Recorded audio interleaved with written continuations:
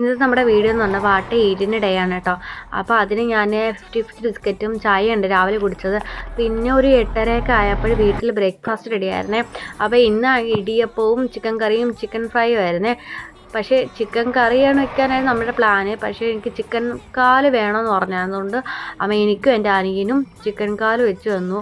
നല്ല ടേസ്റ്റ് ഉണ്ടായിരുന്നു കേട്ടോ. അപ്പം ഞാൻ ഈ എല്ലിൻ്റെ അവസാനം വരെയും ഞാൻ കഴിച്ചു. കാരണം അതിൻ്റെ അകത്ത് ഒരു അംശം പോലും ഞാൻ ബാക്കി വെച്ചില്ല. കാരണം എനിക്ക് വേസ്റ്റ് ആക്കുന്നത് എനിക്കിഷ്ടമില്ല. അതുകൊണ്ട് എല്ലാം ഞാൻ കഴിച്ചു കേട്ടോ. അതിനുശേഷം കുറേ നേരം ഇങ്ങനെ പോസ്റ്റ് അടിച്ചിരുന്നു. പിന്നെ എന്ത് ചെയ്യണമെന്ന് അറിയത്തില്ല, മഴയുണ്ടായിരുന്നു. കുറേ നേരം കഴിഞ്ഞപ്പോൾ എനിക്കാണെങ്കിൽ ഞാൻ കഴിച്ചത് വണ്ണം വെച്ചോ ഇല്ലെന്ന് അറിയാൻ വേണ്ടി ഇടയ്ക്ക് ഞാൻ എൻ്റെ വെയിറ്റ് മെഷീൻ നോക്കിയായിരുന്നു. അപ്പോൾ അതിന് 56 കിലോ ഉണ്ടായിരുന്നു.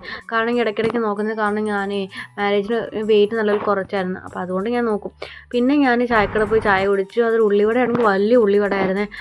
അപ്പോൾ അത് കഴിക്കാൻ ഭയങ്കര പാടായിരുന്നു. പക്ഷെ എന്തായാലും ഞാൻ കഴിച്ചു. പിന്നെ വീട്ടിൽ വന്നു നല്ല വിശപ്പുണ്ടായിരുന്നു കേട്ടോ. പിന്നെ ഞാൻ ചോറും പിന്നെ മുരിങ്ങത്തോരനും ചിക്കൻ കറിയും രസവും ഒക്കെ എടുത്ത് കേട്ടോ. നല്ല ടേസ്റ്റ് ഉണ്ടായിരുന്നു. അപ്പോൾ ഇപ്പോൾ ഉച്ചയ്ക്ക് നല്ല രീതിയിൽ ഫുഡ് കഴിക്കും.